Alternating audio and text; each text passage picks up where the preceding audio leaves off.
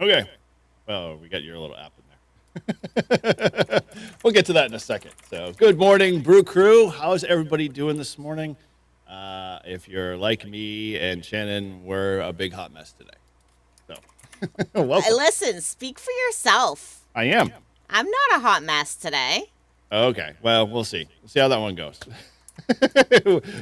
Okay, well, welcome, guys. This is the Brew Crew and Brew and Activate. I'm Eric, N1JAR, and hanging out with my non-hot mess co-host.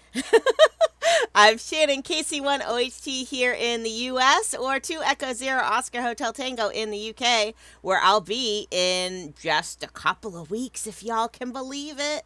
Yeah, it is going to be interesting for sure. Live streaming and a whole bunch of other stuff. But although, we'll get into some of it. I think you're off next week, and so we'll have a special guest who has so eloquently stepped into the gap there to fill your very large shoes or small, petite shoes, whatever one you prefer. I don't know. But either way, if you're there in the chat, good to see everybody this morning. Make sure you guys say hello. Let us know where you're coming from. And heck, if this is your first time here, well, appreciate you. And you guys are now officially part of our Brew Crew. Yeah. So, we got Prep Ham Paul is like dual streaming it in my stream and your stream. So thank you for Prep Ham Paul for supporting both of us at the same time.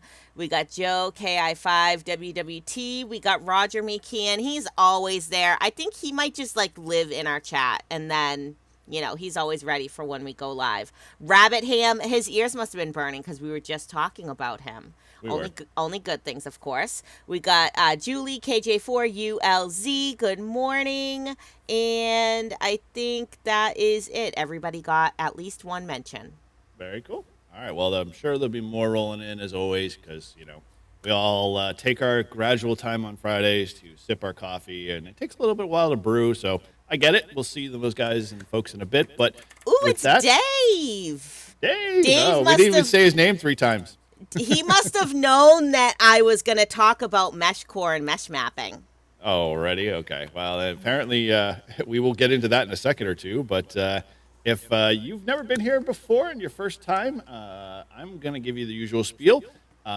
This is all about Brew and Activate. We are about real-world POTA, tiles, soda, all portable operations.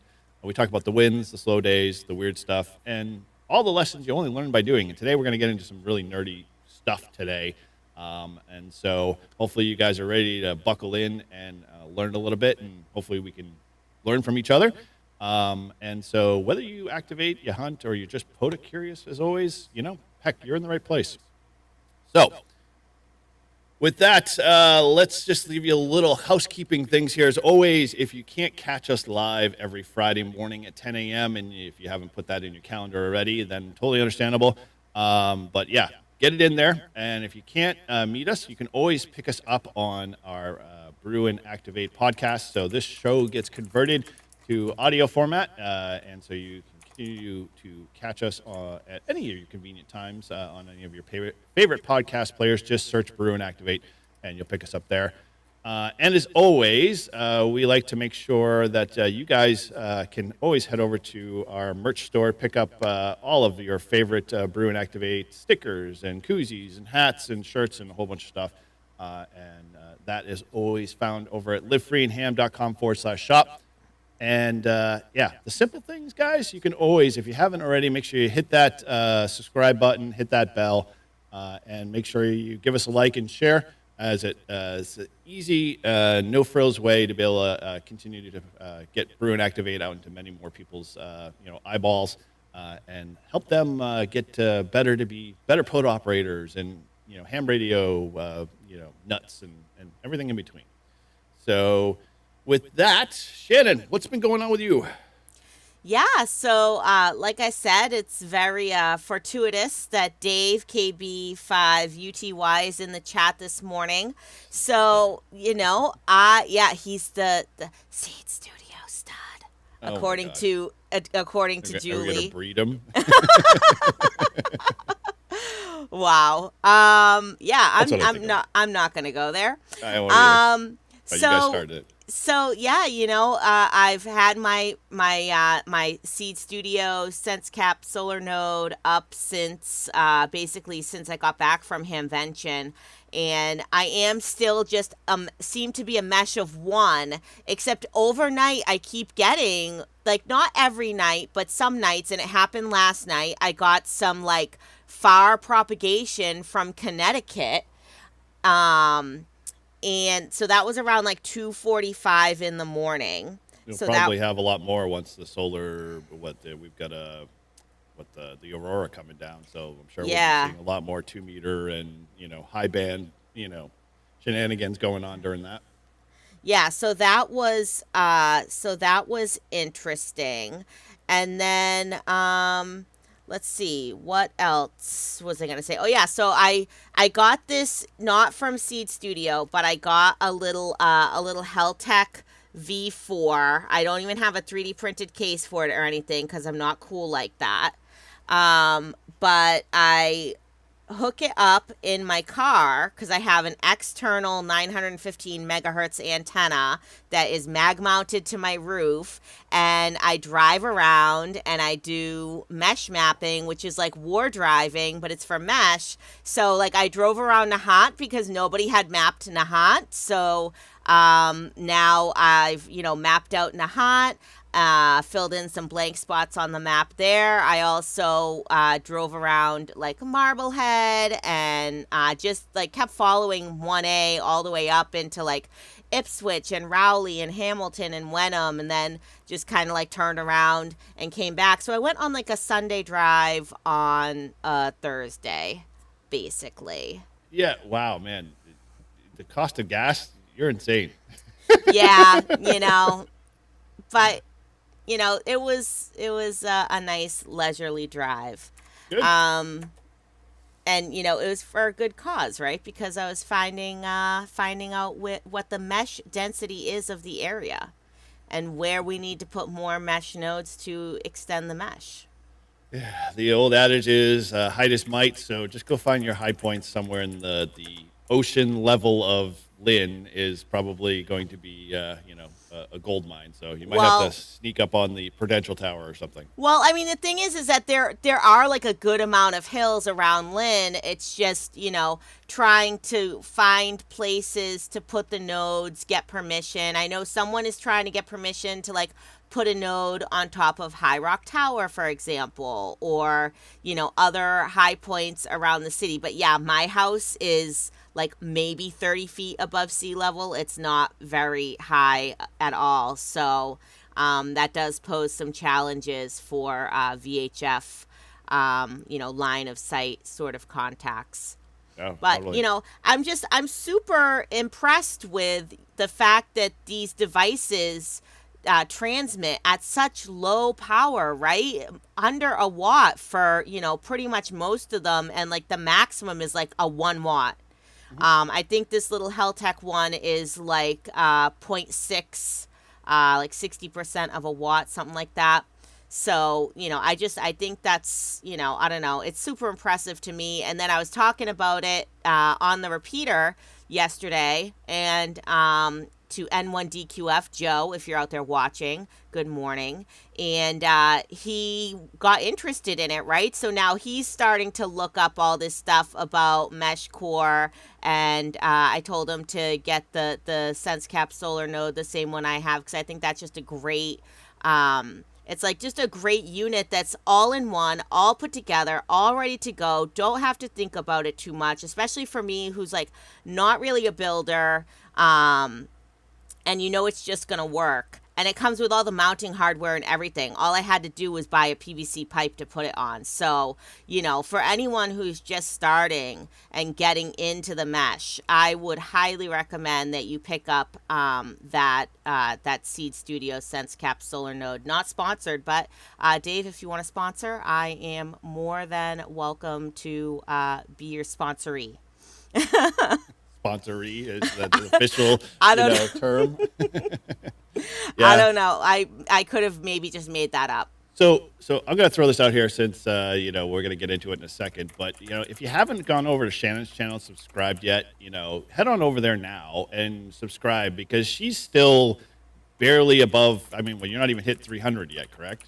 Correct. Okay, so do two things: go over there, subscribe, like this as well. But at the same time, encourage her to post videos, because I know she goes places, but she doesn't always take a camera with her or whatever. And, some fun videos could come out of Shannon if she just took 2 seconds to bring a camera with her and, let us be part of the experience. I could bring you along and document my journey of mesh mapping. You can do that. At the same time, you've got a young cameraman. I'm sure the camera footage would be hilarious no matter which way you looked at it. But you give him the camera and tell him just the only thing you have to focus on is mom and, record me. And that's it. And just let it fly. And I guarantee you'll probably have an audience of many. Well, I should put it out there to the viewers that I honestly was sort of thinking of like changing the name of my YouTube channel, since like just my name and my call sign is sort of boring.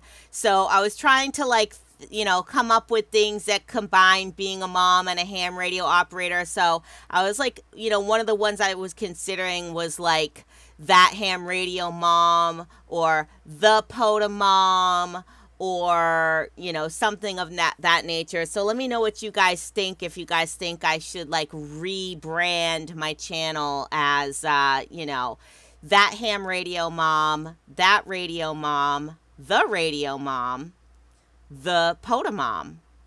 TRM. Okay.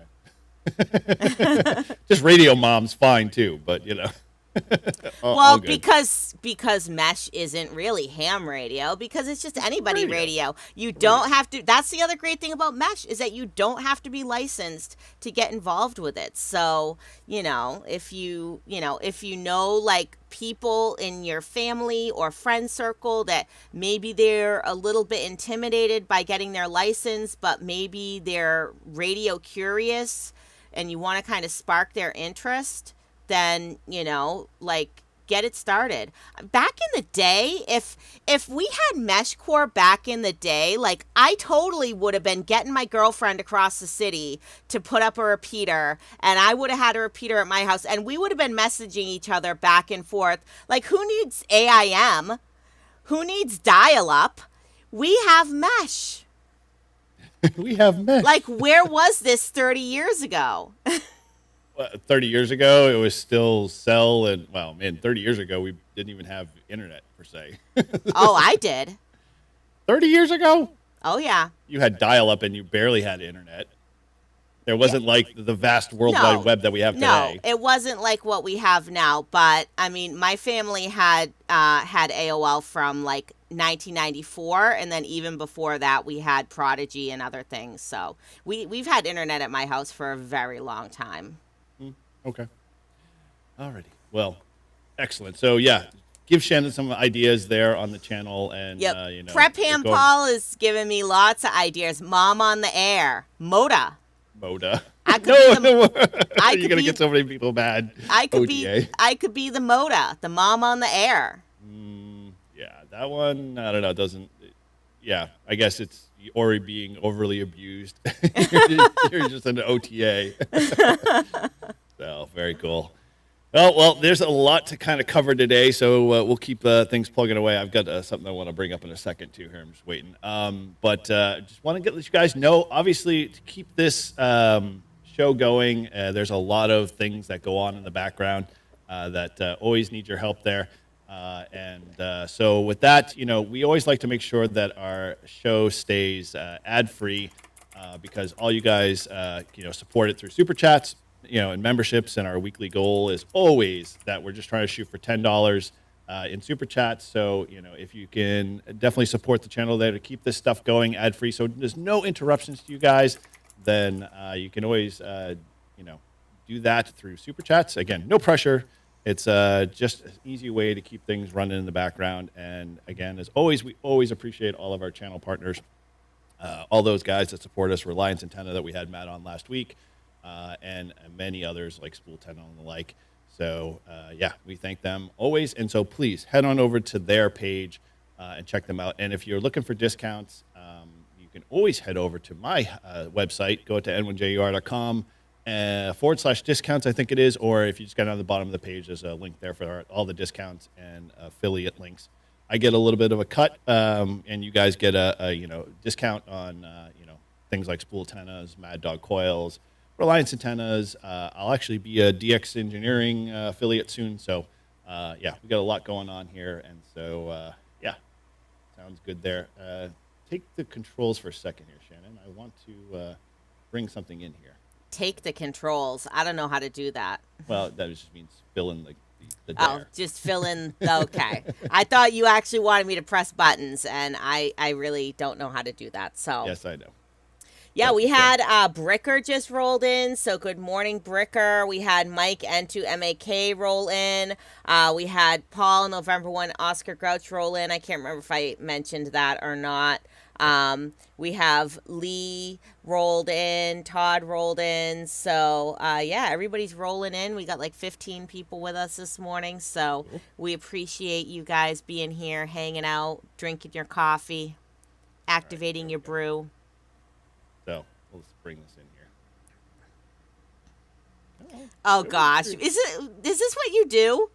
This is what I do. I don't know. Like, what you talking about? You were just doing that on the side? AI was doing it all, and I didn't even tell it thank you at all. You have to say thank you to AI. No, you do not. Let me enlighten you. If anybody's saying thank you to AI, you're wasting more water, you're wasting more electricity, and you're wasting CPU cycles. So stop. We're gonna talk about saying thank you to AI. Oh no, we're not. We're not, because the robots are not going to come and be your friend when they decide to take over the world. How do you know? I know. Trust me. Have you seen it all? They've written movies about this. I've read plenty of books. So very cool. All right. Well, with that, let's. I just gifted a bunch of memberships, so hopefully those that aren't part of the channel will get a few, and so we'll get to those. Oh, cool! They already punched through. You want to give them a quick read? Yeah, we got Cole Bonner 3400. We got Radio Tests. We got KG6NLW Frank. We got the average non-voter. We got Guardian 241. And those are the 5 people that got gift memberships. So congratulations. And also Prep Ham Paul's been a member for 3 months. So thank you, awesome. Prep Ham Paul. And see, even oops, that wasn't the right one. This one. Even Rabbit Hand says, be nice to the AI overlords. No. I refuse to, because they're still going to come after you. So no matter how good and pleasant you are, they're just not going to be like, we'll put them over there. We'll deal with them later. So just to give an example of, of some things that I say to AI, and maybe now we'll have to go over what I've been doing, what I've been vibe coding. So I've been vibe coding this program, this test prep program for myself to get ready to take the UK full license examination.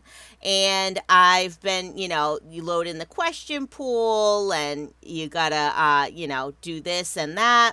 So one of the things that I wanted was I wanted to have a calculator right in the program so that I didn't have to, flip back and forth on the computer from the program or from my phone to the program. So I said to, and I also, because you have an sort of an open book portion of the test, you have this paper. It's called the EX309 that you actually have to have with you with the to do the test. So I told AI, I said, okay, so this is the reference material data as a PDF. It's very important that it opens and is presented exactly as it is written and shown here, because people taking the exam are going to have this reference material printed out with them as they're taking the test. So I want everything to feel very familiar between studying for the test and actually taking the test. Also, not to overwhelm you or anything, but I'll just throw this out there. Is it possible to incorporate a simple scientific calculator into this program, like a Texas Instruments TI-30? It must not be a graphing calculator or programmable in any way, just a simple scientific calculator. If that's too hard or complex, though, it's okay if you can't. This is not... Did you learn anything with the AI show? Like, it has to be clear, succinct, like, just give it commands. Don't be like, and if you like the color blue, it's totally fine, but if you want to go chartreuse, that's totally okay too as well. Whatever feels comfortable for you. It's not human. Listen, computers have feelings too. No, they do not. Oh my gosh. Oh. See, even Dave says, "Hey, nice, but at nice least microphone. You're so pretty." See, even Dave says, "Hey, but at least you won't be annihilated in the first round. You'll be used as a slave to create more robots." So we've seen Matrix. We know what happens. And if you're gonna ignore it, then that's your own fault. All right. Well, so that all led up, that long, dissertation kind of explanation, because you had to give it. Let's bring up your app here so people understand what you're babbling about. Well, you could have left it up. You already had it up at one point. I wanted you to key it up, tee the whole thing up. Like, if you're doing a sales pitch on this thing, you're doing a horrible job. But well, whatever. I mean, I'm not really doing a sales pitch because, like I said, I don't even know if it's like technically legal for me to offer this out there to people, because the question pool is technically copywritten, right? And actually AI put the copyright notice in the program, and I didn't even ask it to do that. So, this might have to be just for like my own personal use, or, like I might have to make it so that if you have access to this program, you have to download the question pool yourself separately and load it in. But, I mean, the good thing about that is that supposedly the RSGB is going to release the question pool for the foundation and the intermediate eventually. So you could then use this same program and load in any of the question pools with any of the reference data that you need. So I'm to understand that they don't offer it, like you have to sign up to say I want to download it, or is it just a link you download and it's free to download? So it is, it's just a link that you download off of their website. So what's the point of the copyright? Just so that the data doesn't get changed? That doesn't make sense. Like, who's going to modify the question pool? I don't know. It just says this is an uncontrolled sample of actual exam questions, but does not necessarily represent an actual exam. Questions, answers, and that's images different. may That's change. the same thing we do for when we go to do testing with all of the tools that are out there on the ARL, on our ham radio exam licenses. But people just assume that the question pool that they're going to get is 600 questions, so they're going to see maybe one or two of the same stuff. Yeah. So this is the little program here. It has, all the different sections of the syllabus here. So depending on which one you click on, Like say you want to work on section 3, transmitters and receivers, and that's like the biggest section. It has 156 questions that are in that section. And then it has all your different subsections here, so you can really dial it down to like whatever area you need the most help in. And then it has, you can show only the questions with the diagrams if you want. You can hide your mastered questions. So I implemented this, get off that one because it's making it too big. So I implemented this, a mastery target. So in order for a question to be considered mastered, you either can do casual, where you have to get it correct 3 times, and 2 of those times have to be consecutive. You can do standard, so you get the question correct 5 times, and 3 of them have to be consecutive. Or you can do it intense. You have to get the question correct 10 consecutive times for it to be considered mastered. I don't know. Chris G7 VEO has a really good idea. If you get it wrong, you just get locked in the Tower of London for a week. That's an option. I mean, that could be a thing. So there's that, and then, so it shows how many questions are in the pool, how many you've attempted, so basically how many of them you've seen, how many you've gotten wrong, basically is what needs work, and then your accuracy. And then You should have a little meter on the right hand side that's like the queen, and she starts totally empty, and then she starts to fill up, and so by the time you get to 100% proficiency, you have a full colored in queen. Yeah, but they don't even have a queen anymore now. They have King Charles. Tower of London. I mean, come on. It could be something. It could be like a Union. A Ferris wheel. Who knows? It could be a Union Jack, and it fills up as you are done. Or a cup of tea. Ooh, there we go. Got you thinking. See? Now you are a true vibe coder. Now you're going to do not say thank you, but say, hey, can you just say, please add this and be done with it. If it's not too much trouble, could you please add? Every little word adds an extra cycle. So yeah, it started out and it was really plain, like I said, and then, I kind of thought of other things that I needed. So like I just said, you need this reference material when you're taking the test.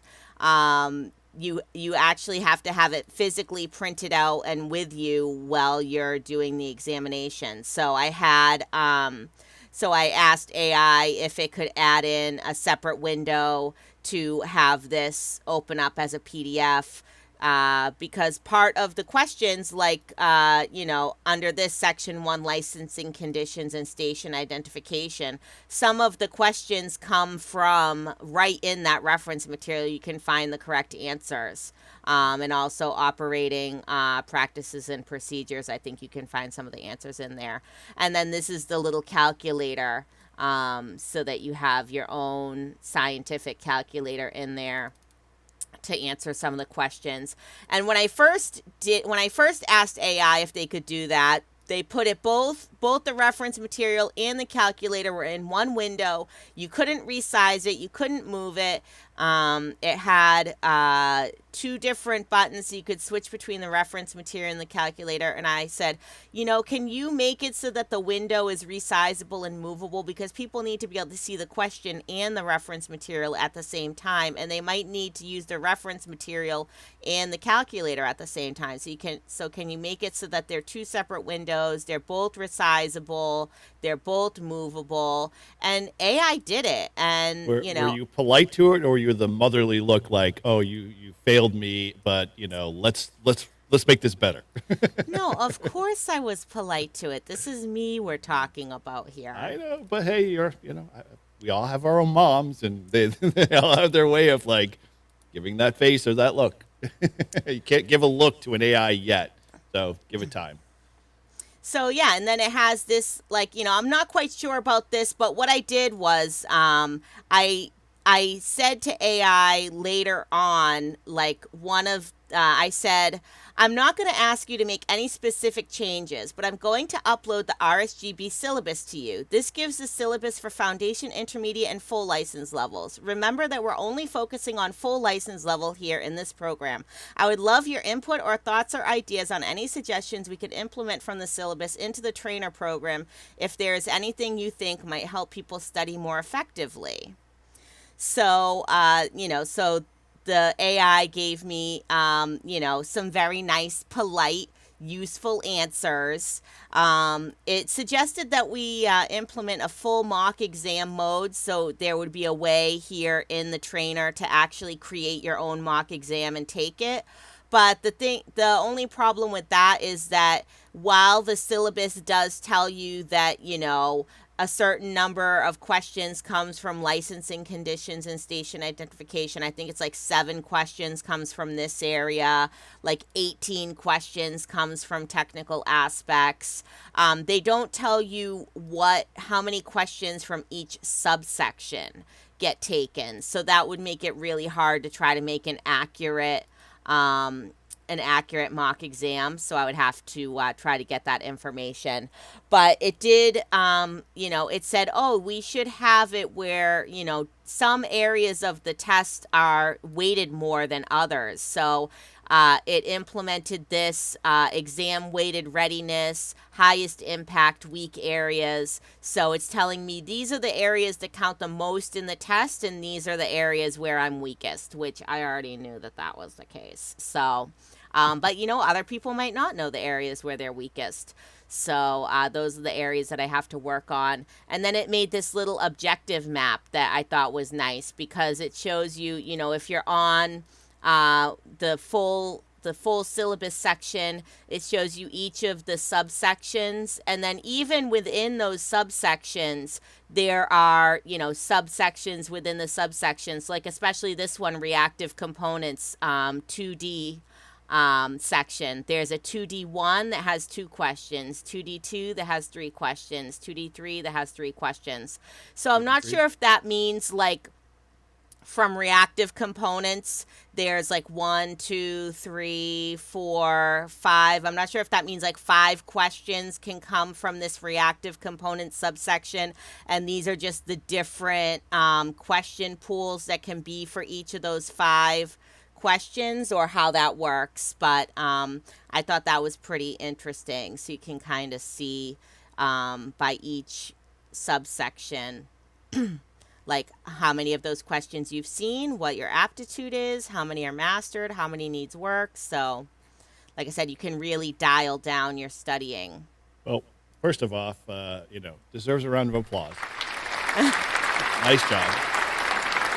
Very impressive, Jen. And it's funny thing is like there are more and more apps I'm seeing in the ham world that are exactly doing this. Like the people that don't have the skills per se to code any longer are building stuff. Like I was just watching Smart Jason, KM4ACK's channel, and he built using vibe coding a full offline, kind of dashboard interface that allowed him to pull up offline maps and APRS related stuff and a whole bunch of other things. And so that was pretty cool. And, this is just one more example of just, finding ways to, make things better in the ham radio space. And, will this take off? I don't know. We'll see where Shannon goes with it. We'll leave it at that. But I think it's pretty cool. Thank you. I think it's pretty cool too. Yes. So awesome. All right. It's amazing what you can get done when you're polite to the AI.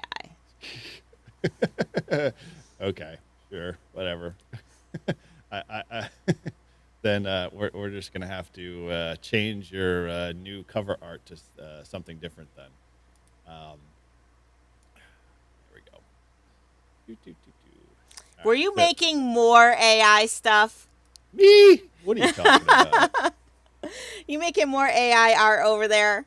Never, not me. Why would I do that? All right. Oh boy, I can't wait to see it. What on earth is that? Does that say POTA Mom Robot? I'm a Borg? That is hilarious. Yep, there you go. I love how they put Like, the what appropriate is- Borg symbols on your face. Yes, yes. That part is awesome. What is that blue thing next to Mom, though? That's a small little robot. And it's giving a peace sign. Yeah, I told it that I wanted the word robot, and it misinterpreted it as putting a robot there. But I like the fact that your 4 components of your brand is radio, nature, community, and assimilation. Oh my gosh, you have to send me these. I will. I'll post it. These will be over on the Discord. Actually, this is a good segue. Hey, if you want to be part of all of this great craziness that we call Brew and Activate, then you definitely want to head over to the Discord there, and the link there is in the show notes. This and many other cool stuff will be over there, and hopefully, as we get into our topic today, which is SWR, we'll be having more discussions on that stuff. So come be part of the community. We'd love to have you over there, and be assimilated. Heck yeah, Julie said I'm giving 7 of 9 a run for her money. Better than 6. It's like, if you know, you know. If you're a nerdy girl after my own heart, Julie. Very cool. Well, keep up the great work there on that. Maybe that should be my designation, 6 of 7. That would drive Miles crazy because, I try to tell him don't do that meme stuff. I don't like that meme stuff. So then he is all like, I don't like that meme. Don't say that meme. Who said 6, 7? Stop it. That kid's way smarter for his age. He is. I'm telling you, he is wise beyond his years. He's only what? Old 7, 8? Yeah. Is he can't 6 use that or phrase. 7? Is he 6 can't or use 7? That phrase. No, he's gonna be 8 next month. He's gonna celebrate his birthday in England. Well, happy early birthday there, Miles, and congratulations to celebrating it. Over the pond, as they say. Mm-hmm. We raise a pinky to him. Very cool. All right, well, let's keep this train going here because we could definitely talk a whole lot of vibe coding, but let's get into our favorite 60-second POTA moment.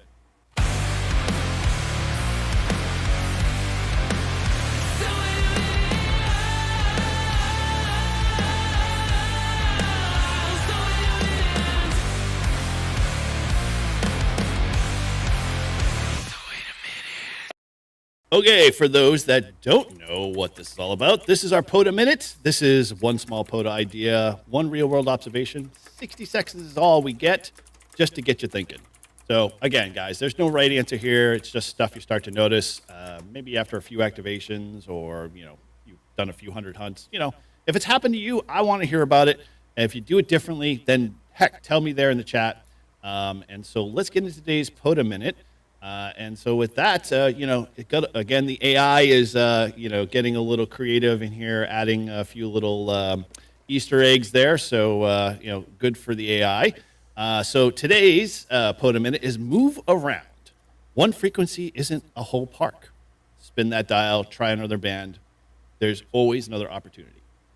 Now, I know Shannon, when you went up to the albacore, we caught you on 20 meters, which was a surprise. We all were like, what does the world come to? She's on 20 meters. But that's a perfect example of this. Don't just lock yourself in because your antenna was tuned to 20 meters last time, or that's just your go-to band. Try to spread yourself out. Get into the work bands. Start getting into, take available use of all the space we get there. Thoughts, Shannon?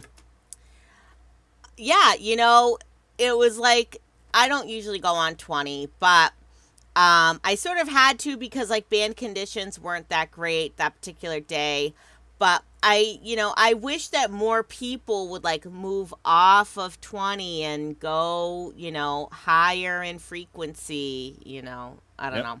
Well, I mean, Julian Vaughn did 80 meters, one of their, live streams. So there you go. Oh yeah, she just said we did 80 meters on Wednesday and it was bomb. Yeah, spread out from 20, guys. Everybody's so obsessed with 20 meters. There's a whole radio spectrum in there that we can experiment with and make contacts on. And, you know, I know sometimes it sort of depends on the band conditions, and obviously it depends on what you have for, you know, an antenna and a setup and everything, right? But like, if you have the 17-foot whip that pretty much almost everybody has and uses, at least one, you know, on a mag mount or a tripod or a Wolf River coil or whatever it is that you're using, like, you know, you can just shrink it down and change to a different band.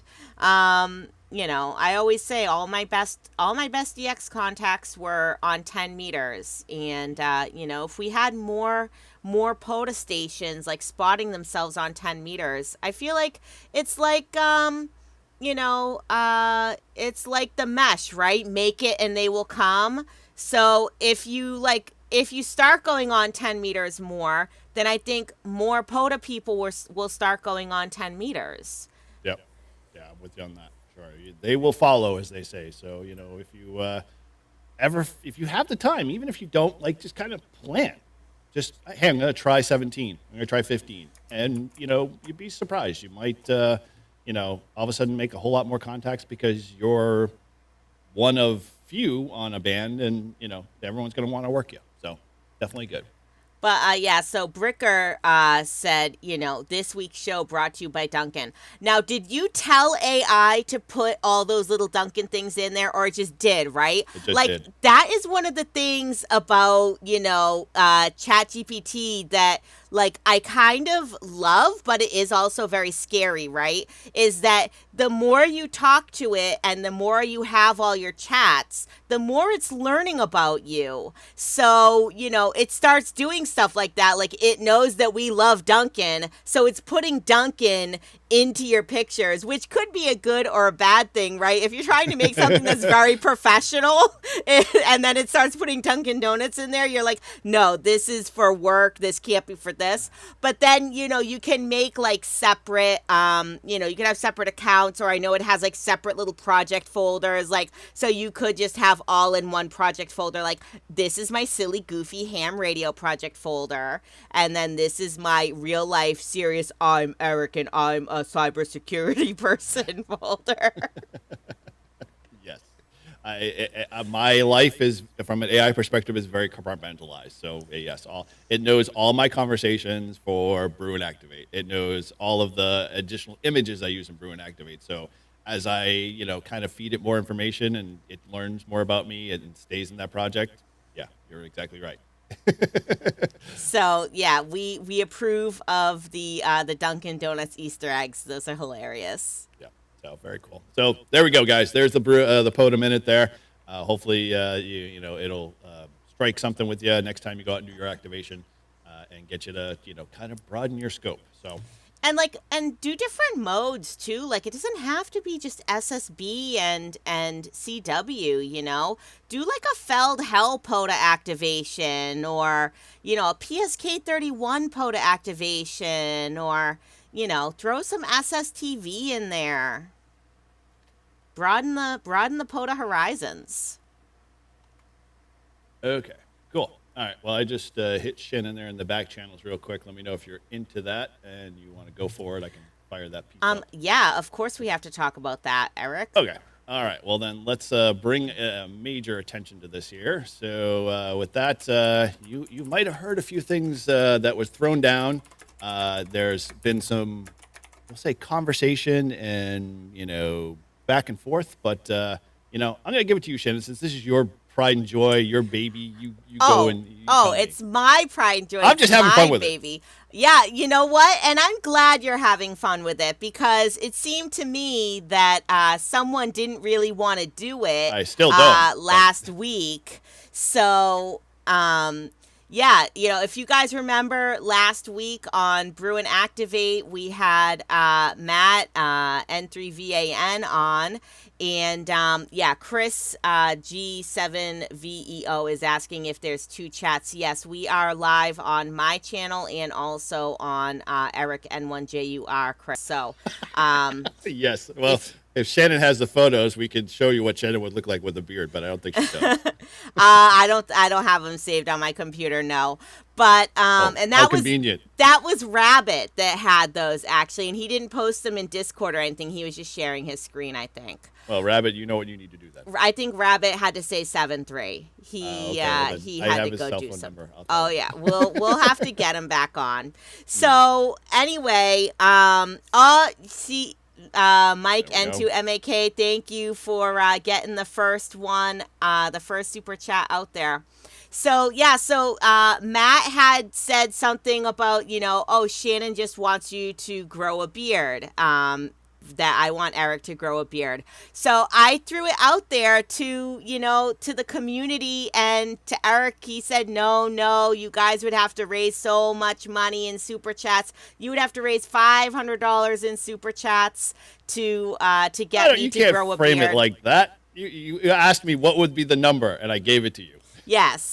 So, so he gave the number. We'd have to raise $500 in super chats to get him to grow a beard.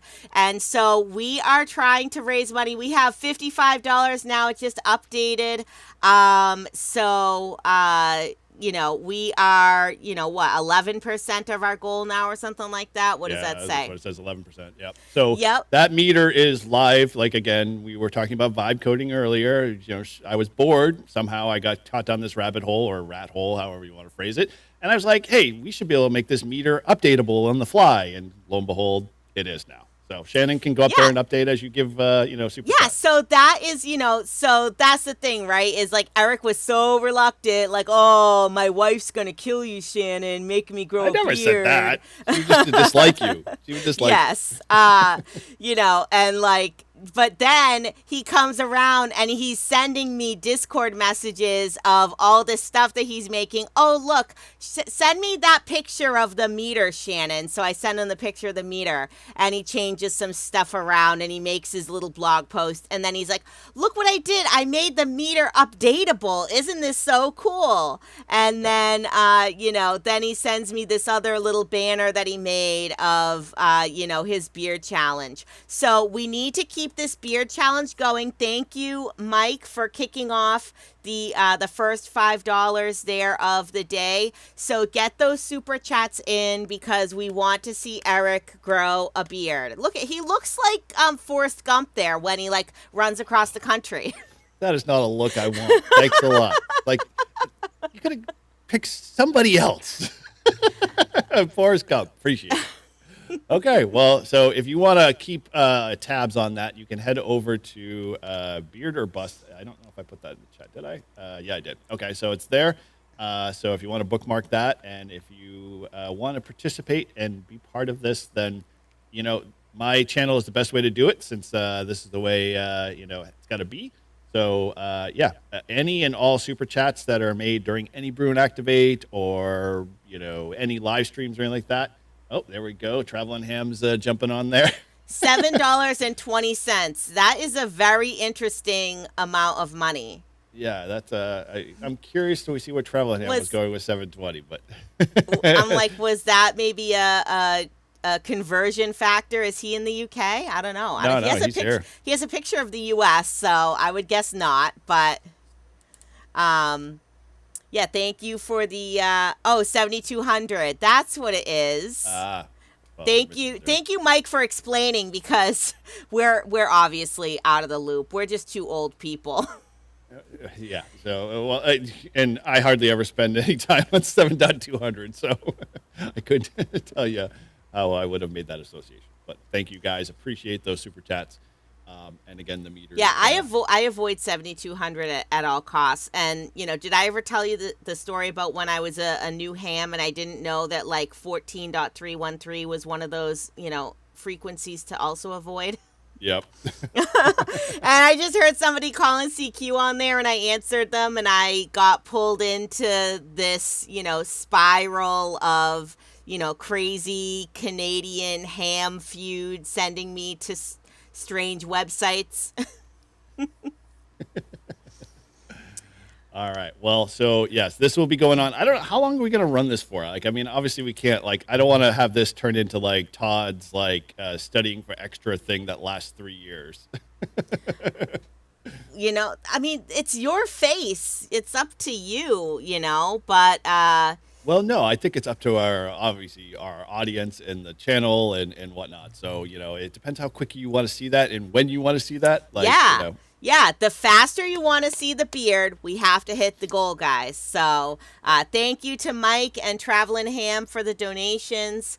And, spread the word, share it around. I don't know, can people donate via this website, or is it only through Super Chats, Eric? It's only through Super Chats because I don't have a mechanism in place, but if people want to keep it open until the end of the year. Oh boy, it's a long time. But I guess by the time winter rolls around, I was gonna say that you might want the beard, towards the fall and winter because it'll keep your face warm, right? Who needs a scarf when you have a majestic beard? Being a bald guy, you don't understand the struggles we go through. We sweat like no tomorrow because we don't have hair to like kind of absorb any of that or just like be able to vent it off. So, throwing a beard on my face just means all the sweat's just going to come down and just be like drenched all the time. I look like a dog who's like, constantly in a lake. So, well, all right. Well, enough of that. I think, you guys have all the links there. So if you want to be part of it, I will. If folks want to do something separate, I can probably come up with, another mechanism to chime in and add to it along the way, so we don't just do super chats. But all good there. And as always, we'll keep you guys updated in our Discord. So again, if you aren't part of that, come be part of that. The link is in the show notes and all the descriptions, and it's in the chat here as well. So come join in the community and let's have some fun.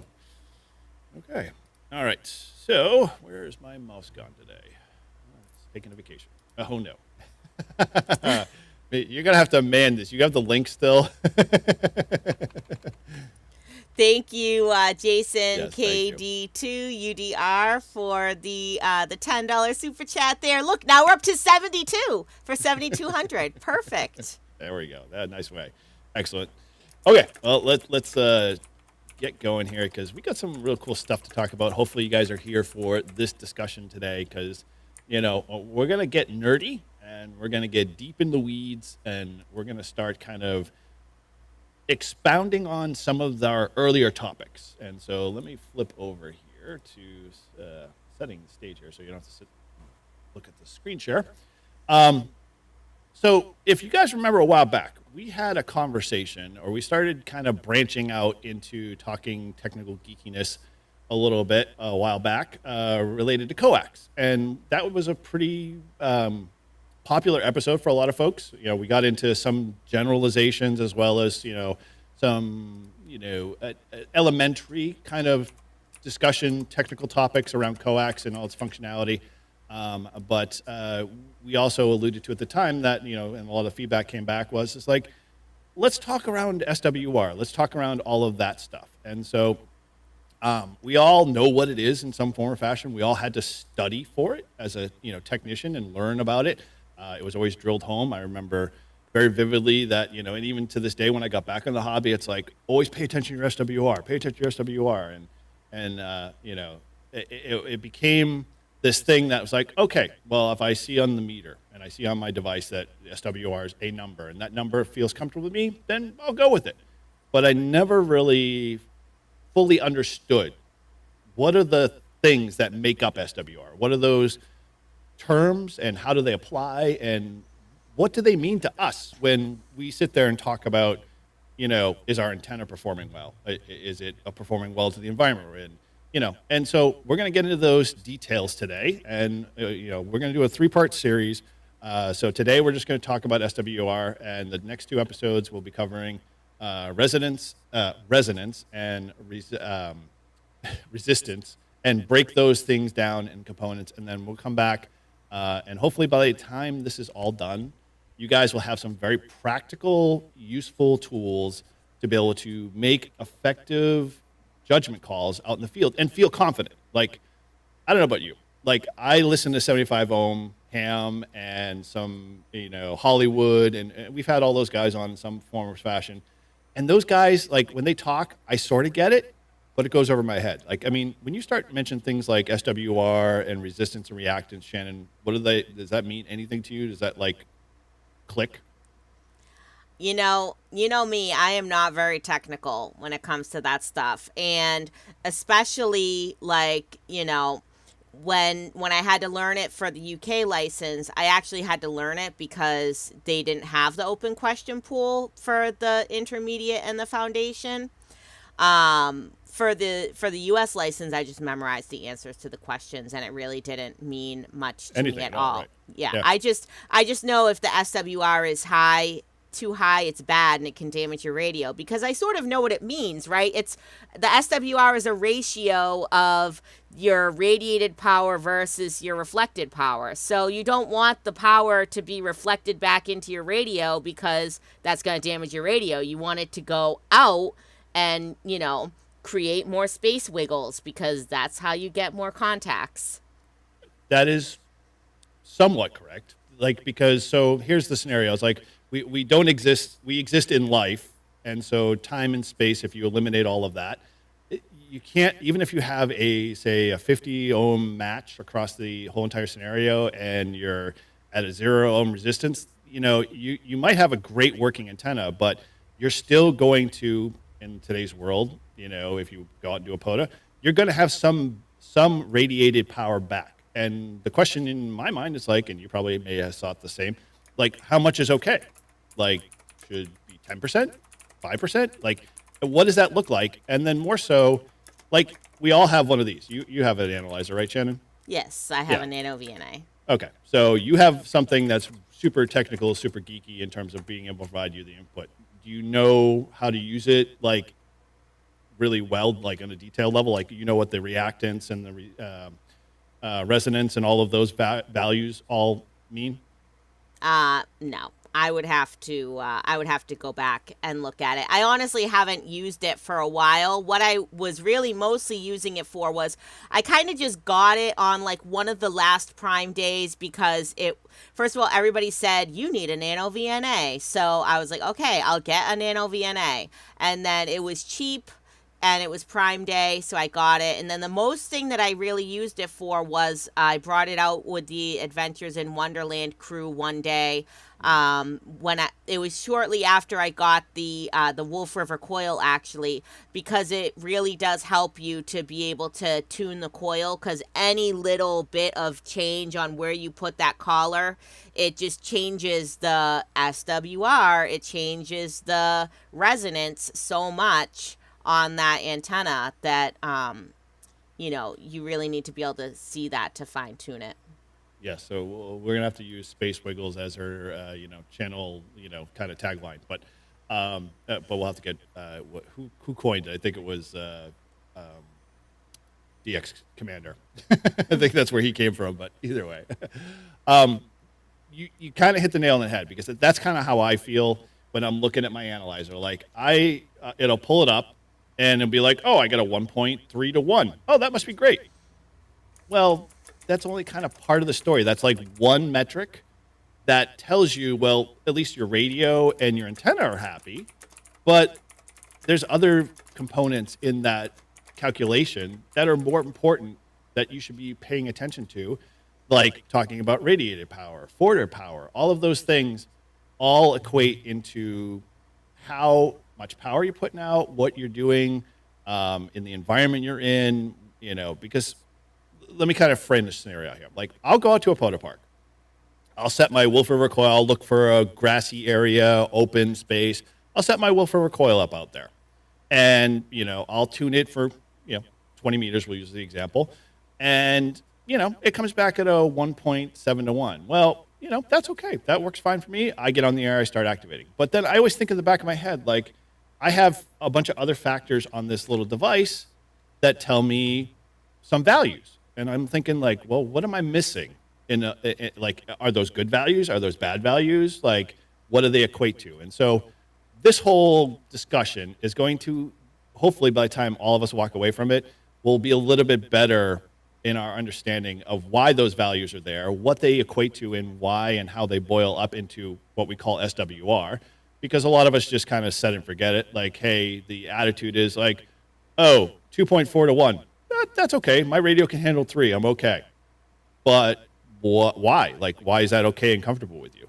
Like, I mean, you could be so much better in terms of the matching to your antenna, or your antenna could be in a different, configuration for the purposes of being able to take, that and apply what you're putting out for a power source into the coax to the antenna, and really understand it. And this is the reason why I'm driving this stuff home. We're in the solar cycle, guys, and it's on the tail end of this. And I don't know about you, we've got a Aurora coming up today, right? I think that's the latest one. It's an X1 flare that just kind of came through, a storm. Is that right? Yeah, I think that was maybe yesterday, but it could still be going on today as well. And we all know, how many times have we gone out and do POTAs in the past couple of weeks, months, and everybody goes, oh, the bands are just blah, blah, blah. And it's never like, hey, the bands are going great. Like, remember the highlight days when the solar cycle was at its peak? And we were like, man, I could throw a dummy load on here and I can make 150 contacts. And, I could talk to, halfway around the world on a dummy load. That for me is okay, but we're getting into the dark days. And the dark days require a little bit more understanding of how we can look at the information these tools are telling us and put in a better scenario to make our contacts more efficient and being able to use the power and the coax and the cables and the equipment that we have in the right fashion and the environment that we're in, and be, intelligent enough to make a decision to say, yeah, this is going to work, or this is going to be more effective to making contacts. Okay, so let's go over, and again, we're going to have a lot of just examples here that I want to get into. And so, yeah, Grouch, you're definitely right. It is an overrated measurement. It's one small point, but everybody focuses just solely on SWR all the time. Like, how many times as a new ham you've been told, watch your SWR? And, but why? Why should I? Okay, so let's go back. Yeah, my slides were up. Okay, so here's kind of the panic.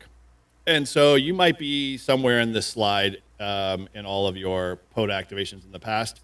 You kind of get to a point where, as you start to do more activations, you start to pay attention to like how you can push your optimizations a little bit better, because you get a little bit more comfortable with your equipment, you get a little bit more confident.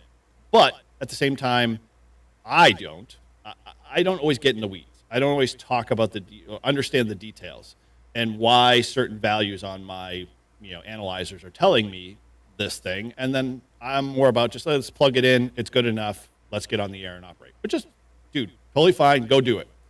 But here's the catch. It's like you could also be doing a whole lot better if you were able to understand those little values that your device is telling you to be able to make a better judgment call. So maybe you might be on an activation and you get it a 2.4 to 1 SWR. You start thinking about, well, is it the coax? Is it the antenna? Is it the trees is it the ground? Is the solar cycle causing me the problem? On and on and on. You start to kind of do the blame game of everything else except for what exists between your radio and your antenna. And so we're going to get into that today and talk a little bit more. So right now we're going to talk framing SWR and understanding what the components of our SWR is and get into the terminology and get familiar and comfortable with it. So I'm going to ask the question to you guys all. If you look at this little infographic, and you guys in the chat jump in, which number scares you the most? Go ahead and throw it in there if you're, looking at it. And I'll ask a couple more questions after, we get a few answers here. Yeah, so Chris mentions real quick, he says, I use an external tuner more to protect the radio. Agreed. Definitely if you're into random wires and wires that aren't, or antennas that aren't per se resonant always, tuners are always great in keeping that match, happy. But in that configuration, you have to be careful that your reflected power, your forward power, your resonance of the antenna and how much power is coming back down the wire is going to be a factor in how much you put out. So if you're only putting 30 watts out, you're not really putting 30 watts out if you're having to put a tuner in there to be able to get the radio and the antenna to be happy with each other. So we're going to get into those components and what they make and how they make sense when you have things like exactly a tuner or you're working with resonant antennas only. So Shannon, if there's questions or whatever you want to comments, feel free to jump in and throw them up there while I'm going down. Grouch says none of those is scary. Mike says it depends. Is it coax or balanced feed line? That's the person who knows. Technishawn says you highlighted it in red. Ed says 2.5. WM9H is 2.5. I said 4.0. My QDX would say 1.8. Chris G7 says anything below 2 I can go with. Oh boy, Sean says 7 because 7, 8, 9. I knew that was coming. So the real answer to this is it depends. Like what are the scenarios, or the scenario is that you're in with this setup, and what type of antenna are you running? What type of radio are you running and how much power? Because all of those other factors are going to decide whether 4.0 to 1 or 1.1 to 1 are going to be more efficient, or being able to get all your RF wigglies out of the antenna efficiently. There's a lot of factors in it. I know Mike had mentioned a few things, and N2MAK said that coax could be feed line, that type of stuff, all play into that. And so those are for further down the road discussions in the next couple of sessions, but we're just going to kind of try to get you guys a vocabulary that you understand and that you can do a little bit more research on yourself and be able to be more comfortable with when you start to actually look at the numbers and we start looking at examples. We got to remember, and you probably already this, and I might be preaching to the choir, SWR is not measuring your signal strength. It's not measuring efficiency. It's not measuring how capable your antenna is. And I think this is kind of one of the things that I ran into as a problem when I started, getting my antenna farm growing and bringing on end feds and stuff like that. And it also doesn't dictate whether the antenna quality is a concern, because there are some very efficient and very good antennas that are made from speaker wire and a bunch of cutting board cutouts. Or you could spend the money and buy yourself my antenna's 8010, antenna end fed. And, all of those can be efficient or inefficient depending on the scenario and what you have running. So let's talk about, why does SWR exist? Why does it exist, Shannon? Do you know why? Didn't I just say? Because not the definition of it, but why does it? Why do we have it versus just having a meter that says here's your resonance and here's your reactance? I don't know, Eric. Why don't you tell us? Thank you. Well, Shannon, here's the reason. Because in essence, those two values are uniquely different for different purposes. And so we as humans, we're the microwave generation. We like to take said coffee, put it in the microwave, press a button, have it heat up. We don't care how it does the molecule thing in the background. We just want it to produce, a warm, hot coffee or whatever you're throwing in the microwave. You want it to heat up. So SWR provides at least a ratio to be able to use a value to be able to measure against in some form or fashion. It's a value that's one of many. But it tells a story in some sense to the person, in a quick visual way. Here's a scenario. I was trying to think of the best way to kind of describe this to you or to the audience here, is that when you're looking at SWR, what is more efficient? And if I give you two scenarios, you tell me what you think the most efficient one is. So here's an example. It's like you have a radio, you have a coax and antenna. Is that efficient? Is that, in terms of, are you going to have a good SWR, or are you going to have a good SWR, radio, coax, and a brick wall? And so I love my little, templates here. So in understanding the pictures, that a brick wall can be just as a low SWR as an antenna that's designed for a certain band or certain frequency. You're not going to obviously make contacts well with a brick wall. It's not going to radiate as much. But in essence, there's no difference between the two when it comes to SWR. Same thing with the dummy load. I mean, we all have heard, other YouTubers out there go, yeah, hey, I didn't realize I was hooked up to a dummy load and I was making contacts with people that were 30 miles away kind of thing. A dummy load's super efficient. I mean, and we'll show you that really quickly when I plug in to my analyzer here. You'll see that the, efficiency on it is so, it's dead on, but at the same time, I'm not going to be able to make contacts here from my shack on, a dummy load, but we'll just take a look at my, 8010 antenna and look at those numbers. And so we'll dive into those in a bit. But I think from a standpoint of understanding the bigger picture is that it doesn't really matter what type of whiz-bang antenna you have, as long as, the matching system between the radio and that antenna is as efficient as possible, and you're getting, again, back to the, point of pushing all those wigglies down the wire to be able to get them out into the atmosphere and make contacts. So I know that is always kind of the push for a lot of people, and I'm going to say this up front. It's like I'm going to steer you guys away from just thinking like, oh, well, we got to get a super efficient and we got to have a 51 to match, and we got to push, all of our RF energy out effectively. In practice, it's not always that way. In theory, yes, we should always be aiming for that. So we're going to talk, how we get to that point, but I need to be able to fill in the gaps along the way to give you guys a better understanding, so we can all talk the same lingo. As we all know, when you went through your technician's class, and even general, probably more in general, and even definitely in extra, they kind of recovered it, was we all remember that when they say, the radio is designed to accept 50 ohms. I've heard many explanations around it, and maybe a few can talk about it. I know we had 75 ohm Ham on and Hollywood to talk about why radios are always 50 ohms. It was just kind of established that way. The way the cable manufacturers were making it, the radios were making it, 50 ohms became the standard.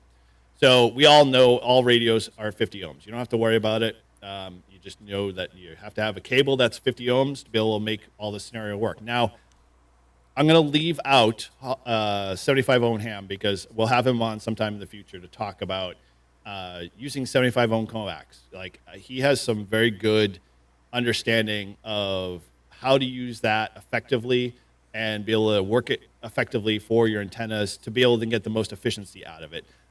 But it requires understanding some of the stuff that we're talking about here first before we kind of dive into that, because I'll be honest. We had Hollywood on one time for live free and Ham, and we had 75 ohm Ham, and I thought I understood what they were talking about, but when I left the conversation, my head was spinning.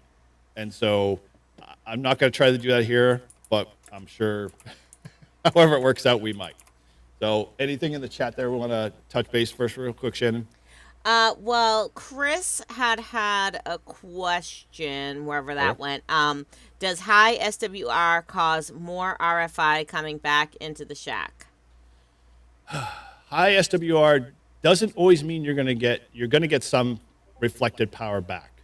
What that looks like, I don't know, because that also depends on your antenna and how it is designed. So there's a lot of, we'll say, question marks in this factor in understanding whether it's a black or white answer. However, your device, a lot of your analyzers will tell you exactly how efficient and whether or not you should be, worried about those things. So a VNA is a great device as long as you understand how to use it.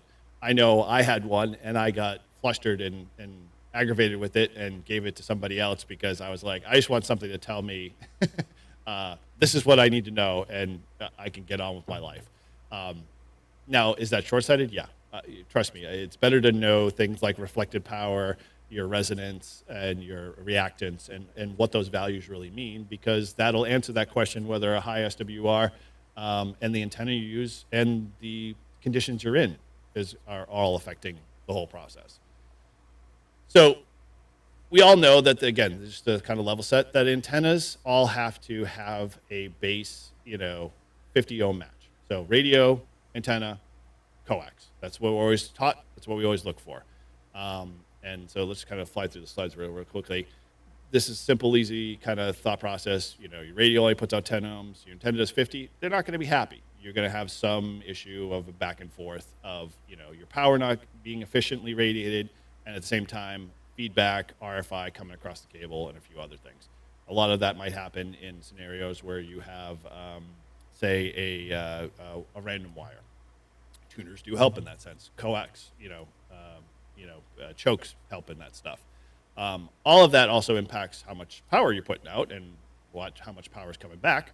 So we'll get into that in a little bit, but just kind of keep this slide in the back of your head. You know, 50 to 50 is always the good place. That's the base we'll start from, because you can't always get that every time you go out into a field scenario or an activation, a portable activation, and so forth and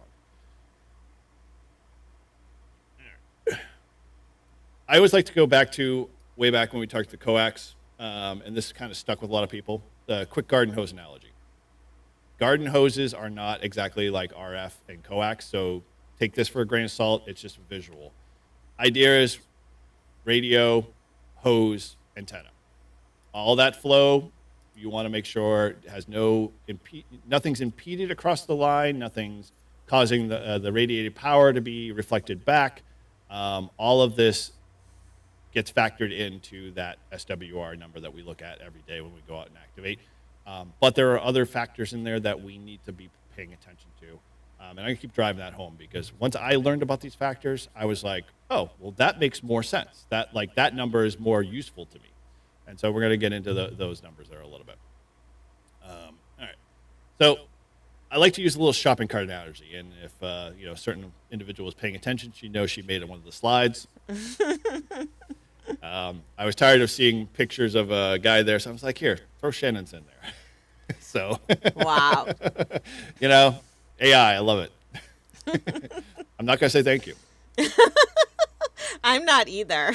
Good. All right. So the funny thing is that there are two components that a lot of people don't talk about when we're talking about SWR. And I thought these words were better used instead of reactance and a resonance. Like, those words are very much important, and they're part of, like, when we look at this device and our nano VNAs.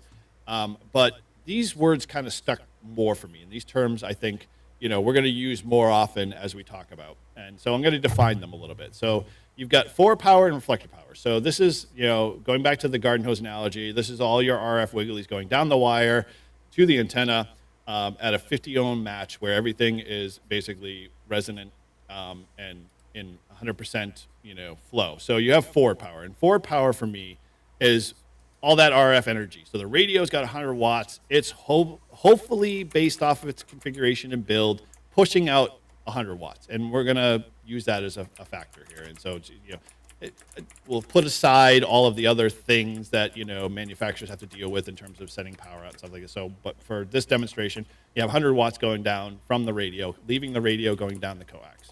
It's going to travel towards the antenna, and you're trying to push all of that power. And so we all know, we all done it. I've grabbed the shopping cart after I've unloaded it, and I just give it a nice push, and it goes coasting across the parking lot, hopefully into the car corral, and not hitting other cars, and don't ask me how I know that. But, my target is always that, the end point, which happens to be the corral. And so if you get enough momentum behind that cart, it's going to push everything it needs to go down the road. But say, another cart gets in the way, or a curb gets in the way in this example, when you try to basically dislodge the cart from the curb or whatever, that is what we call reflected power. That's the cart giving or pushing back on you to say, hey, I wasn't able to continue on and out the antenna. I ran into a curb, and then so you have to dislodge it from the curb to, basically get going. And that, it represents what we call our reflected power. And that's what the antenna didn't like. And so this is the key thing here that I want to stress to people, is that the antenna didn't like it, and it turned itself into some common mode or RFI or some other thing, because the antenna's matching impedance was different than what the radio was trying to send to it. And that's not always a bad thing, but it's something to understand. Because if we understand that component, then we know how to efficiently get the power through and out. Because our end goal is getting it out, right? Yeah. If the wiggles aren't in space, they're not space wiggles. Also, the only thing that popped in my head was the actual Wiggles from Australia, and I was thinking, did they do a space episode? And also, where did it go? Travelin' Ham wanted to know why I look like I'm 3.5 feet tall in that picture. Oh, so huge. And I said, maybe it's just a very small shopping cart. It is. It's the little kiddie shopping carts you see when you give to little kids when you go to the supermarket. This is not to scale. Sorry there, Travelin' Ham. I didn't ask AI to give me life-size photos. I just said, hey. I have to give a special shout out to Man in a Van Worldwide 7173. That is my friend Jonathan, aka Das Nugs from Discord. We are longtime Rust buddies. So welcome into the show. And he's sort of ham curious. So he wants to know if we can talk to the International Space Station on these radios. I have heard the repeater from the International Space Station on my handy dandy Baofeng. So there you go. Yep. Yeah, and you can get a handy dandy Baofeng without a license. You just can't transmit. Yes. No, you can. You can listen only. We go out and do, on a sidebar here, we go out and do community service events where we go to like STEM events, and the parents are like, can we start doing this? I'm like, yeah, you can listen on a radio. Here's a quick link to go up to Amazon and buy a $20 Baofeng, but keep in mind you cannot transmit it. It's against the law. And they were like, oh, okay, that works. And so it gets them a little farther down the rabbit hole. So that's the way I look at it. Everybody's an adult. If you can't not press the button, then get your license. Simple as that. Okay. So yes, in this scenario, so we're going to talk. I'm going to try to talk a lot about forward power and reflective power because I think these make more sense when it comes to actually thinking of the components of the radio and the antenna, because there's a lot in this that make up SWR and that number we look at all the time. And these tell them more of a clearer story for me. All right. The other thing I like to talk about is the rope analogy. And we talk about this in terms of understanding waves. And so you can there's a bunch of videos, and I'll throw these up in the Discord that I kind of geeked out on or nerded out on, depending on which camp you're in, that talked about forward power and reflected power in terms of standing wave ratios and understanding waves. This is an analogy that you may have picked up on, or maybe they drilled home when you were talking about technicians. I wish they talk a little bit about more of this stuff instead of glazing over it, but I know the fact is that everybody just wants to get their test and get tested and get on the air kind of thing. So maybe if they spent more time talking around this stuff, it would make more sense. So when they finally get out into the field and they start doing this stuff on their own and using their analyzer, they know exactly what SWR really means to them. But in terms of this, we'll use the rope analogy. It's anchored at one end, and that anchor at the other end we'll say represents the antenna. The guy in this picture is basically the radio, and if he's pulling it tight, there's nothing going on. There's no RF transferring from him to or down the rope down the radio.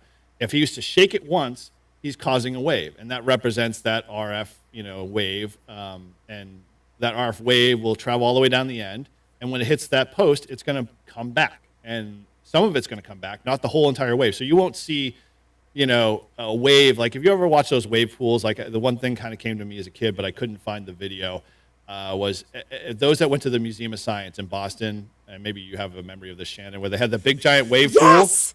And you could play on one end and you'd push the wave and you'd have a bunch of kids, yo, Billy, hit the wave. And then they'd be pushing hard and creating the big giant waves.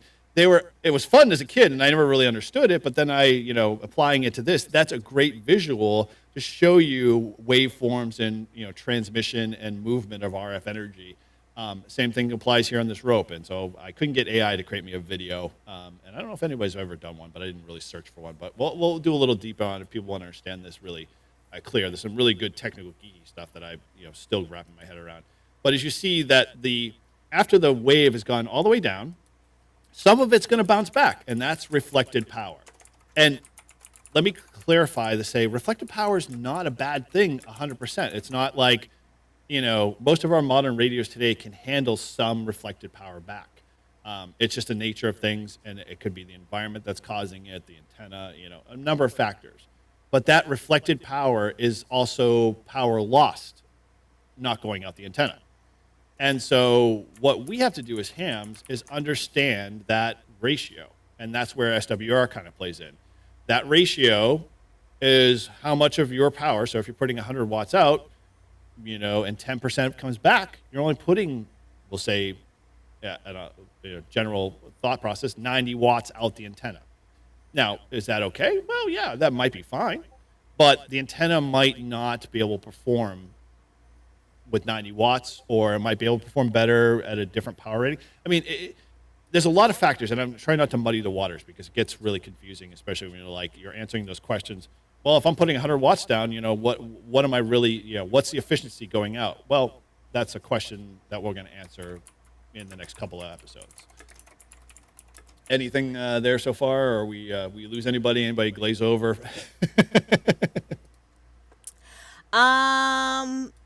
No,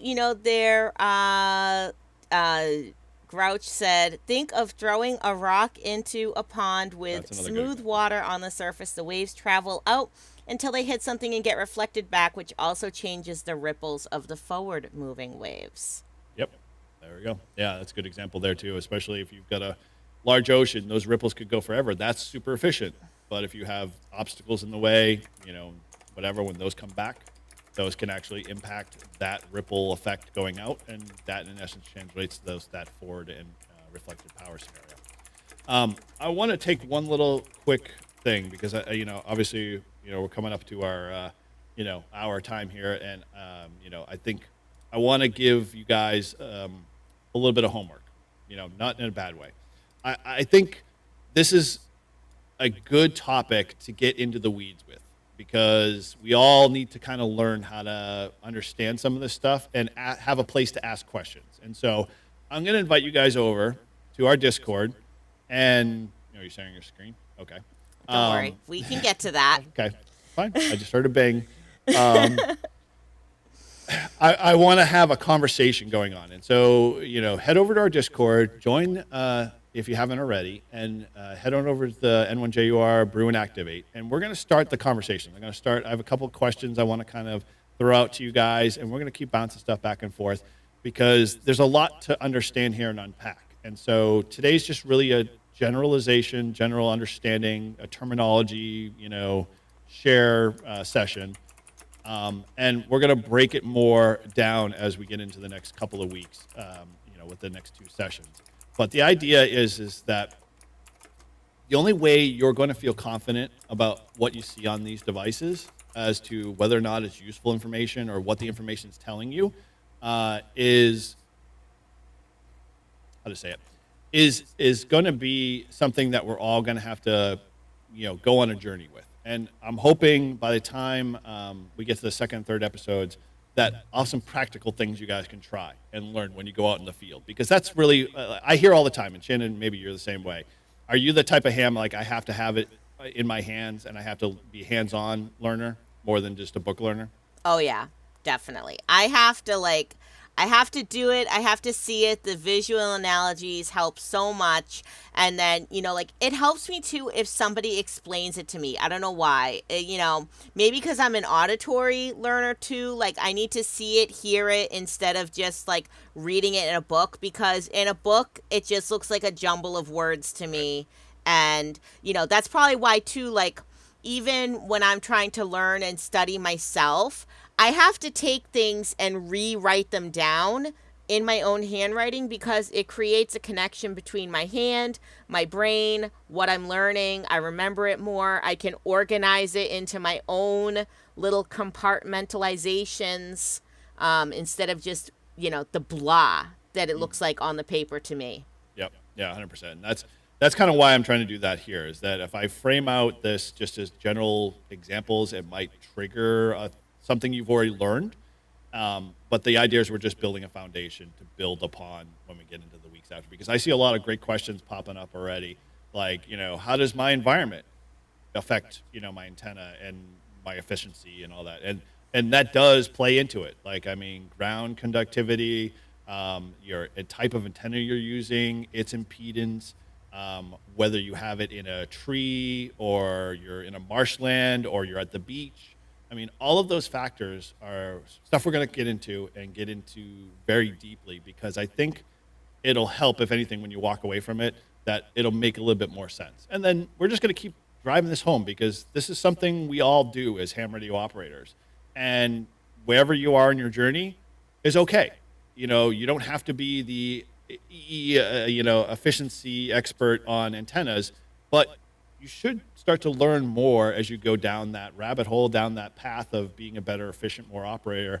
All of these terminologies and how they really impact you, so you can use your brain, like Shannon said, after you've committed it, applying that information out in the real world. Because how cool would it be to understand what RL stands for on the, analyzer, and does a good number mean great, or does a positive number? Does a positive number mean good, or does a negative number mean good? Like, those questions always pop in my head, and so that's kind of started me down this journey, and talking about this. So, one of the things that you got something you want to go to in a second, but I wanted to really quickly show you some of the things that I think.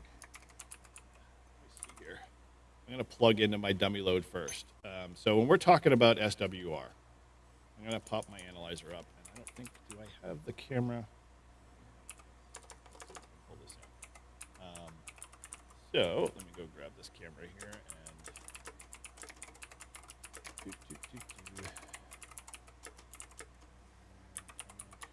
Any thing in the chat? Anybody have a couple questions or? No, Traveling Hammond, I don't know if he left, because he was in my chat and now I can't tag him, so maybe he left, but he was saying about the wave picture there. I always picture that bridge that came apart in the wind back in the 1970s, but it wasn't in the 1970s. I just looked it up. I knew it was earlier than that. It was the Tacoma Narrows Bridge, and it was in 1940. Okay. So if anybody who doesn't know about what that was, I did drop the Wikipedia link in my chat. I'll drop it in Eric's chat as well. This whole bridge in 1940 actually collapsed because it reached like its resonant frequency where because of the wind, and it actually just, the waves kept getting bigger and bigger and bigger on the bridge until the whole thing collapsed. Oh, is that the one where there's the twisting one that you see? Or no, that was a different bridge I was thinking of, maybe. It could have been that, yeah. Okay. Yeah. So let's see if I can screen share this one. Maybe not. Yeah. I thought you could bring the camera. Well, let's just go to the full view here, and then I can go to that camera. Okay, so let's bring this up to in beginning. All right, so this is my lovely Rig Expert T230 here. So those that might have one are very familiar with this interface. And so if we just go real quick, I'm going to pull up on here. We're going to just do the 20-meter band as an example. All right, and so this is currently plugged into a dummy load. Now, everyone looks at this and goes, oh, yeah, Shannon, when you see 1.666, you okay with that? Yeah. Okay.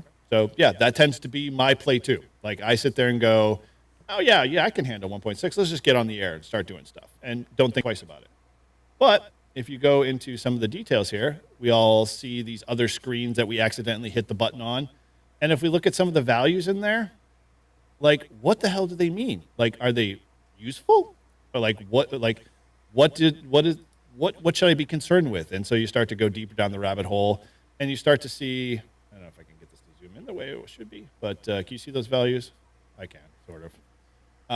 But it starts to, get more and more detailed. And then you start thinking to yourself, like, okay, well, really, how is my antenna really performing? Like, is it okay? Like, so if I look at some of the values here, currently plugged in my dummy load, my reactance is 32 ohms, and my X factor is 150 ohms. That's a dummy load. Is that okay? I don't know. I mean, that's the stuff that I think we're going to get into in the next couple of weeks, and just understanding those values, because those all tell you, or is the summation of the SWR number that we all know. So when we look at 1.66, we go, okay, that's fine. Yeah, no problem. But is that really efficient? Like, is that antenna going to perform the best capabilities, or am I going to burn off all of the power that I'm putting down the wire, as heat? So we're going to get into those details and talk more around that. But we're going to start that first over in our Discord and, start opening up that conversation. So if you're interested, head over to there. The Discord link is in the show here. Again, I'll throw that in there. And you can come start that conversation. And, yeah, I'm encouraged. What the heck is this thing? Got it. That post? Yeah, it did. Okay. So, yeah, I want to get the conversation going because I can learn a lot from the smarter folks that are in this chat, as well as you guys can learn from all the stuff that I kind of gleaned from all of the videos that I've watched and books that I've read. I mean, I don't know about you. That antenna book is dry as paint. Like, I can't handle it. And so I read small sections, like literally like a page, and then I put it away because it's just too much. But it's good stuff. Yeah. And so from the chat, Jurgen, AH6UNOE4JHW, our good friend from the European Ham Radio Show, cool. said, by the way, we have the folks from Rig Expert on the European Ham Radio Show on Sunday, June 28th. So don't forget to catch that out. We will be at Tank Fest at the UK Tank Museum on June 28th. So I don't know if it'll be over by the time the show starts. So we'll have to see what happens there, if we get to watch it or if we watch it on Team Replay. But definitely Jurgen and crew, keep in touch. Unfortunately, I won't make it to the meetup over there in Germany this time. I wish I could, but let's try to schedule some contacts from the UK over to Germany and Austria and wherever else you guys might be operating on the air this summer. Very cool. Yeah, looking forward to that. I will definitely mark that, and get that in my playlist. I will be in Maine that week, but yeah, looking forward to. Yeah, that's field day. That's field day weekend, yeah. Actually. So. Yep, I will. This is my second year that I didn't do field day, so you got to take a break, and that's totally fine. I think that's important. Which actually might be a good topic to talk about in the future, about taking breaks in ham radio to do something a little different. But awesome. Okay, well, let's kind of put a little bow on this because we've gone a little, into our usual 90 minutes here, and I want to obviously, thank everybody here for being part of this, channel and being part of the Brew Crew, guys. It's totally awesome to see all of the interest and excitement on this type of stuff. And so, if you've got a topic, you want us to get into, or maybe you've got somebody you want to reference that, loves to get into this nerdiness about antennas, hit me up in the Discord or hit me up an email. You can just send an email to eric@n1jur.com. Love to be able to get that in details and bring them on the show. And outside of that, I thank everybody. I mean, there was a lot of new members that just joined, so I will be sending out the welcomes there and inviting and rolling out the red carpet for you guys, and all of those guys that gave out super chats. I appreciate that towards the beard or bust. Yeah, get those super chats in for beard or bust. And before everybody starts leaving, because people are starting to say 73, do we have time for like a nostalgia minute? Oh, fine. Because yes, Eric mentioned the wave pool at the Museum of Science. So Eric, if you can get my screen share up there. So we have a nostalgia minute coming in here. So this is from the Museum of Science. This was posted 18 years ago. All right, ready? Here we go. Fire away. Hopefully the volume works. I'm not hearing it, but nope, not hearing anything play. Daddy, there we go. Got it. What's the difference between a meteor and a comet? Well, it'll be fun to find out, won't it? It's fun to find out, makes an There it ocean is. wave Walk like a breathe. pig. My name is Karen. My name is Oh, I remember that. It's fun to find out what your voice really sounds like. It's fun to find out what it's really like in space. Space. This is Captain speaking. Come in, Earth. Boston's Museum of Science, where it's fun to find out. Why does he have such funny little front legs? Yep, I do. So do you remember that commercial? Oh, heck yeah. That was awesome. So 1977, where were you in 1977? I was like negative, I don't know how old, negative like 8 years old, something like that. 1977, I was literally 2 years old. But that commercial must have been a long-running commercial then, if you remember Oh my that. gosh, yeah, dude, that was like on Saturday morning cartoons kind of thing. You know, it'd be interrupting my Hanna-Barbera sessions for "I can walk like a penguin," you know, with the the whole commercial for the aquarium and all that other stuff. So wow, thanks for the down memory lane. That's the KC1 OHT nostalgia minute. I love the old commercials. You know, for those of you guys who maybe know me or don't know me, I'm like also a Disney nut. So I watch these guys on YouTube, and I haven't watched them for a while. Peter and we used to watch them together. Their YouTube channel is called Retro WDW, or Retro Walt Disney World. And they have this thing that they've created. It's called the Lake Buena Vista Historical Society. And what they do is they like scour eBay and estate sales, and they buy like 8mm, 16mm films and like people's family movies, and they have them professionally converted, restored, and put on digital to, you know, save them, right? Because it shows what Walt Disney World was like, you know, back in the 70s when it first started, and, you know, Epcot back in the 80s.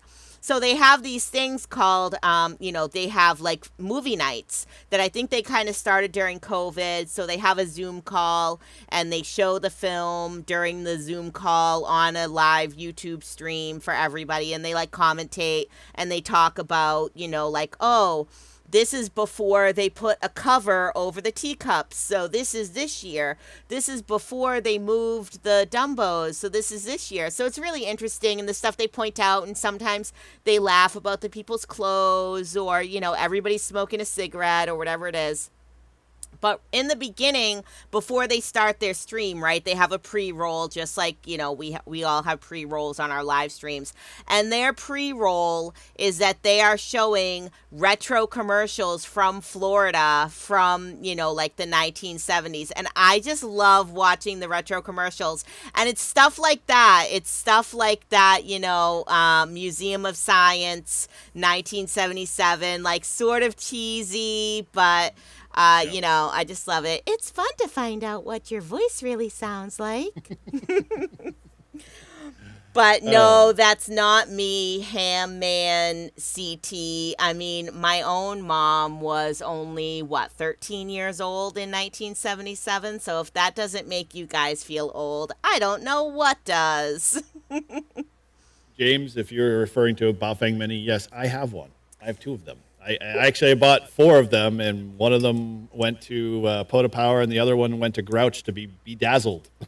You mean this Baofeng Mini? That Baofeng Mini, yes. So I haven't even programmed my Baofeng Mini yet because I'm like a little, I don't know. I'm scared by this Bluetooth thing. Like, I just want to plug it in. Bluetooth, you can't program it with Bluetooth.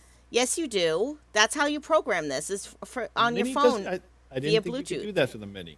Yeah, no, and I'm like, I just want to plug it in with the cable and do it because, I don't know, that just feels safe to me. But I love that it comes with this, like, strap so you can put it around your neck, which isn't going to fit because I have my headphones on. But, you know, like, you can do that, and it has the, you know, it has the little clip here, which is good. And it's amber, so it's like a cute color. It's see-through, so it has like the see-through is very, you know, late 90s, early 2000s vibes. Like, who had the VTech kind of, you know, translucent phone? Prison version, yep. Yeah, I had like a purple VTech phone in my room when I was, you know, 16 years old. Yeah, Mike, thank you for clarifying that. I didn't think it did, but I ended up buying the stupid Baofeng cable a long time ago, so it made it easy. But now I know I can do Bluetooth. I actually might enjoy it better. Yeah, Chris said the same thing. He uses Chirp with the lead to program it. Yeah. I do have a Baofeng.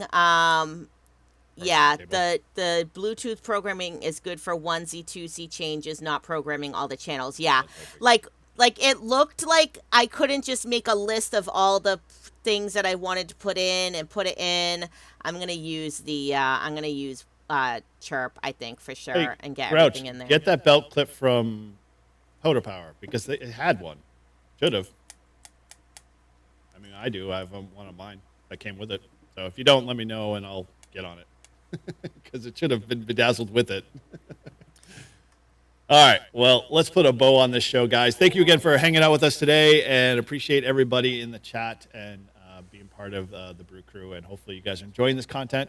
I know I'm having fun doing it. So with that, as always, thanks again for hanging out with us today. Remember, whether you're activating, you're hunting, the goal is simple. Have fun, stay safe, and keep exploring. And Shannon, until next time. And don't freak out next week, guys, because I am going to miss next week. It's Miles's moving on ceremony, moving on from 1st grade to 2nd grade. My little baby's getting so big. Remember when I started in ham radio and he was like 18 months old, and now he's like almost I've only 8. known you for like 2 years, so.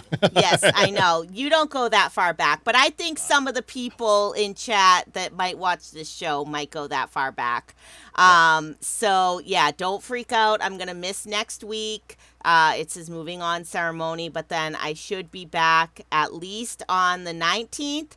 And then after that, I'm going to be in England. The next one will be the 26th. I'll probably be at Tank Fest, so I might miss that one. But I should be back on So if you want to July be 3rd. a co-host guest, then submit your resumes and job application to N1JUR. Yes. Yes.